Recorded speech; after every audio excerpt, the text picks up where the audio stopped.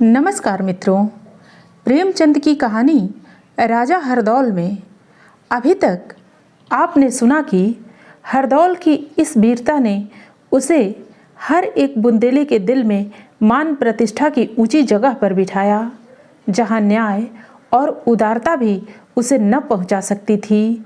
वह पहले से ही सर्वप्रिय था और अब वह अपनी जाति का वीरवर और बुंदेला दिलावरी का सिरमौर बन गया।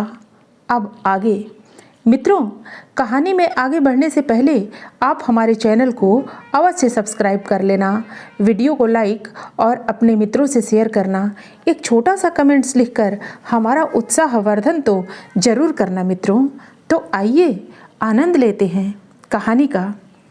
राजा जुझार सिंह ने भी दक्षिण में अपनी योग्यता का परिचय दिया। वे केवल लड़ाई में ही वीर न थे, बल्कि राज्य शासन में भी अद्वितीय थे। उन्होंने अपने सुप्रबंध से दक्षिण प्रांतों को बलवान राज्य बना दिया और वर्ष भर के बाद बादशाह से आज्ञा लेकर वे ओरछे की तरफ चले। ओरछे की याद उन्हें सदैव बेचैन करती रही। आह ओरछा, वह दिन कब आएगा कि फिर तेरे दर्शन होंगे। राजा मंजिलें मारते चले आ रहे थे। न भूख थी न प्यास। ओरछे वाले की मोहब्बत खींचे लिए आती थी। यहाँ तक कि ओरछे के जंगलों में आ पहुँचे। साथ के आदमी पीछे छूट गए। दोपहर का समय था, धूप तेज थी। वे घोड़े से उतरे और एक पेड़ के छाह में जा बैठे। भाग्यवश आज हरदौल भी जीत की खुशी में शिकार खेलने निकले थे। सैकड़ों बुंदेला सरदार उनके साथ थे। सब अभिमान के नशे में चूर थे। उन्होंने राजा जुझार सिंह को अकेले बैठे देखा, पर वे अपने घमंड में इतने डूबे हुए थे कि इनके पास तक न आए। समझा कोई यात्री होगा।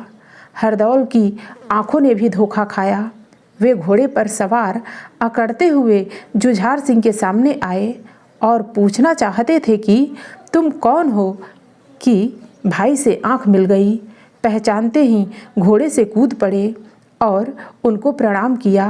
राजा ने भी उठकर हरदौल को छाती से लगा लिया, पर उस छाती में अब भाई की मोहब्बत न थी। मोहब्बत की जगह ईर्ष्या ने घेर ली थी, और वह केवल इसलिए कि हरदौल दूर से नंगे पैर उनकी तरफ न दौड़ा। उनके सवारों ने दूर से ही उनकी अभ्यर्थना की। संध्या होते होते दोनों भाई ओरछे पहुँचे। राजा के लौटने का समाचार पाते ही नगर में प्रसन्नता की दुदुम्भी बजने लगी। हर जगह आनंदोत्सव होने लगा और टूटती फूटती शहर जगमगा उठा। आज रानी कुलीना ने अपने हाथों भोजन बनाया। 9 बजे होंगे। लौड़ी ने आकर कहा, महाराज भोजन तैयार है। दोनों भाई भोजन करने गए। सोने के थाल में महाराज के लिए भोजन परोसा गया और चांदी के थाल में हरदौल के लिए। कुलीना ने स्वयं भोजन बनाया था, स्वयं थाल परोसे थे और स्वयं ही सामने लाई थी। पर दिनों का चक्र कहो या भाग्य के दुर्दिन, उसने भूल से सोने का थाल हरदौल के आगे रख दिया और चांदी का राजा के सामने। हरदौल ने कुछ ध्यान न दिया। वह वर्ष भर से सोने के थाल में खाते खाते उसका आदी हो गया था।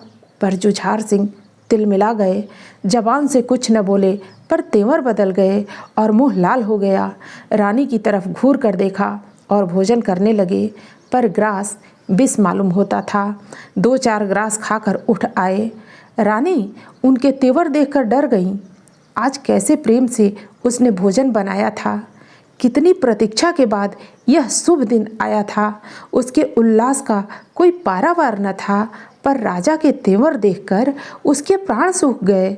जब राजा उठ गए और उसने थाल को देखा तो कलेजा धक से हो गया और पैरों तले से मिट्टी निकल गई। उसने सिर पीट लिया। ईश्वर, आज रात कुशलतापूर्वक कटे। मुझे शकुन अच्छे दिखाई नहीं देते। राजा जुझार सिंह शीश महल में लेटे। चतुर नाइन ने रानी का श्रृंगार किया और मुस्कुरा कर बोली, कल महाराज से इसका इनाम लूँगी। यह कहकर वह चली गई, परंतु कुलीना वहाँ से न उठी। वह गहरे सोच में पड़ी हुई थी। उनके सामने कौन सा मुँह लेकर जाऊँ। नाइन ने नाहक मेरा श्रृंगार कर दिया। मेरा श्रृंगार देखकर वे खुश भी होंगे। मुझसे इस समय अपराध हुआ है, मैं अपराधनी हूँ। मेरा उनके पास इस समय बनाव श्रृंगार करके जाना उचित नहीं। नहीं नहीं, आज मुझे उनके पास भिखारिनी के वेश में जाना चाहिए। मैं उनसे क्षमा मांगूंगी। इस समय मेरे लिए यही उचित है। यह सोचकर रानी बड़े शीशे के सामने खड़ी हो गईं।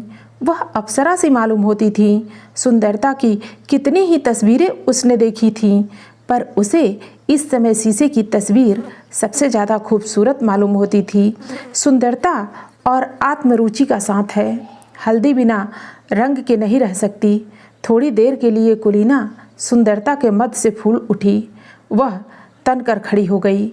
लोग कहते हैं कि सुंदरता में जादू है, और वह जादू जिसका कोई उतार नहीं। धर्म और कर्म, तन और मन सब सुंदरता पर न्योछावर है। मैं सुंदर न सही, ऐसी कुरूपा भी नहीं हूँ। क्या मेरी सुंदरता में इतनी भी शक्ति नहीं है कि महाराज से मेरा अपराध क्षमा करा सके? ये बाहु लताएं जिस समय उनके गले का हार होंगी, ये आँखें जिस समय प्रेम के मद से लाल होकर देखेंगी, तब क्या मेरे सौंदर्य की शीतलता उनकी क्रोधाग्नि को ठंडा न कर देंगी? पर थोड़ी देर में रानी को ज्ञात हुआ, आह, यह मैं क्या स्वप्न देख रही हूँ? मेरे मन में ऐसी बातें क्यों आती हैं? मैं अच्छी हूँ या बुरी हूँ? उनकी चेरी हूँ। मुझसे अपराध हुआ है, मुझे उनसे क्षमा मांगनी चाहिए। यह श्रृंगार और बनाव इस समय उपयुक्त नहीं है। यह सोचकर रानी ने सब गहने उतार दिए। इतर में बसी हुई रेशम की साड़ी अलग कर दी, मोतियों से भरी मांग खोल दी, और वह खूब फूट फूट कर रोईं। हाय, यह मिलाप की रात वियोग की रात से भी विशेष दुखदायिनी है। भिखारिनी का वेश बनाकर रानी शीश महल की ओर चली। पैर आगे बढ़ते थे पर मन पीछे हटता जाता था। दरवाजे तक आईं पर भीतर पैर न रख सकीं। दिल धड़कने लगा। ऐसा जान पड़ा मानो उनके पैर थर्रा रहे हैं। राजा जुझार सिंह बोले, कौन है? कुलीना, भीतर क्यों नहीं आ जाती? कुलीना ने जी कड़ा करके कहा, महाराज, कैसे आऊं? मैं अपनी जगह क्रोध को बैठा पाती हूँ। राजा, यह क्यों नहीं कहती कि मन दोषी है, इसलिए आंखें नहीं मिलने देती? कुलीना, निसंदेह मुझसे अपराध हुआ है, पर एक अबला आपसे क्षमा का दान मांगती है। राजा, इसका प्रायश्चित करना होगा। कुलीना, क्यों कर? राजा, हरदौल के खून से। कुलीना सिर से पैर तक कांप गई। बोली, क्या? इसलिए कि आज मेरी भूल से ज्योनार के थालों में उलटफेर हो गया? राजा, नहीं, इसलिए कि तुम्हारे प्रेम में हरदौल ने उलटफेर कर दिया। जैसे आग की आंच से लोहा लाल हो जाता है, वैसे ही रानी का मुंह लाल हो गया। क्रोध की अग्नि सद्भावों को भस्म कर देती है।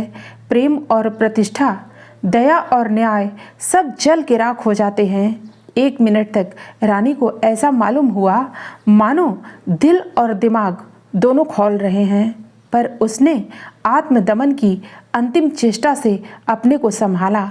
केवल इतना बोली, हरदौल को अपना लड़का और भाई समझती हूँ। राजा उठ बैठे और कुछ नर्म स्वर में बोले, नहीं, हरदौल लड़का नहीं है, लड़का मैं हूँ जिसने तुम्हारे ऊपर विश्वास किया। कुलीना, मुझे तुमसे ऐसी आशा न थी। मुझे तुम्हारे ऊपर घमंड था। मैं समझता था चांद सूर्य टल सकते हैं, पर तुम्हारा दिल नहीं टल सकता।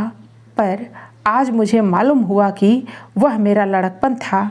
बड़ों ने सच कहा है कि स्त्री का प्रेम पानी की धार है, जिस ओर ढाल पाता है उधर ही बह जाता है। सोना ज़्यादा गर्म होकर पिघल जाता है। कुलीना रोने लगी। क्रोध की आग पानी बनकर आंखों से निकल पड़ी। जब आवाज़ बस में हुई तो बोली, आपके इस संदेह को कैसे दूर करूं? राजा, हरदौल के खून से। रानी, मेरे खून से दाग न मिटेगा। राजा, तुम्हारे खून से और पक्का हो जाएगा। रानी, और कोई उपाय नहीं है? नहीं, यह आपका अंतिम विचार है? हाँ, यह मेरा अंतिम विचार है। देखो, इस पानदान में पान का बीड़ा रखा है। तुम्हारे सतीत्व की परीक्षा यही है कि तुम हरदौल को इसे अपने हाथों खिला दो।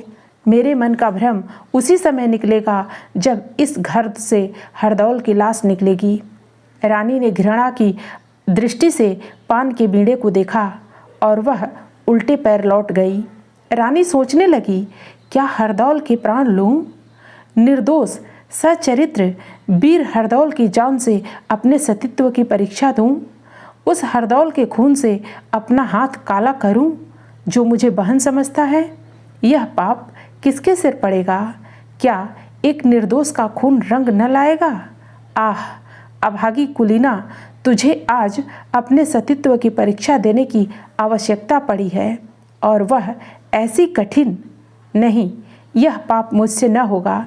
यदि राजा मुझे उल्टा समझते हैं तो समझें, उन्हें मुझ पर संदेह है तो हो, मुझसे यह पाप न होगा। राजा को ऐसा संदेह क्यों हुआ? क्या केवल थालों के बदल जाने से? नहीं, अवश्य कोई और बात है। आज हरदौल उन्हें जंगल में मिल गया। राजा ने उसकी कमर में तलवार देखी होगी। क्या आश्चर्य है, हरदौल से कोई अपमान भी हो गया हो। मेरा अपराध क्या है? मुझ पर इतना बड़ा दोष क्यों लगाया जाता है, केवल थालों के बदले जाने से? हे ईश्वर, मैं किससे अपना दुख कहूँ? तू ही मेरा साक्षी है। जो चाहे सो हो, पर मुझसे यह पाप न होगा। रानी ने फिर सोचा, राजा, क्या तुम्हारा हृदय ऐसा ओछा और नीच है? तुम मुझसे हरदौल की जान लेने को कहते हो? यदि तुमसे उसका अधिकार और मान नहीं देखा जाता तो क्यों साफ साफ ऐसा नहीं कहते? क्यों मर्दों की लड़ाई नहीं लड़ते? क्यों स्वयं अपने हाथ से उसका सिर नहीं काटते और मुझसे वह काम करने को कहते हो? तुम खूब जानते हो मैं यह नहीं कर सकती। यदि मुझसे तुम्हारा जी उकता गया है, यदि मैं तुम्हारी जान की जंजाल हो गई हूँ, तो मुझे काशी या मथुरा भेज दो। मैं बेखटके चली जाऊँगी, पर ईश्वर के लिए मेरे सिर पर इतना बड़ा कलंक न लगने दो। पर मैं जीवित ही क्यों रहूं? मेरे लिए अब जीवन में कोई सुख नहीं है। अब मेरा मरना ही अच्छा है। मैं स्वयं प्राण दे दूंगी, पर यह महापाप मुझसे न होगा। विचारों ने फिर पलटा खाया। तुमको पाप करना ही होगा। इससे बड़ा पाप शायद आज तक संसार में न हुआ हो, पर यह पाप तुमको करना होगा। तुम्हारे पतिव्रत पर संदेह किया जा रहा है और तुम्हें इस संदेह को मिटाना होगा। यदि तुम्हारी जान जोखिम में होती तो कुछ हर्ज न था, पर जान देकर हरदौल को बचा लेती। पर इस समय तुम्हारे पतिव्रत पर आँच आ रही है, इसलिए तुम्हें यह पाप करना ही होगा, और पाप करने के बाद हंसना और प्रसन्न रहना होगा।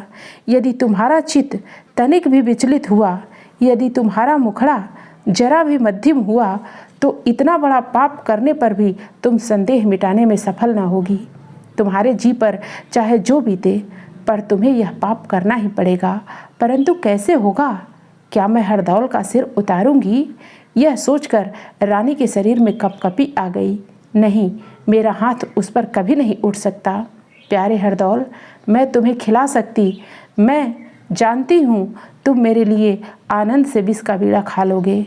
हाँ, मैं जानती हूँ तुम नहीं न करोगे, पर मुझसे यह महापाप नहीं हो सकता। एक बार नहीं, 1000 बार नहीं हो सकता। मित्रों, फिर मिलते हैं कहानी के अगली कड़ी के साथ। धन्यवाद।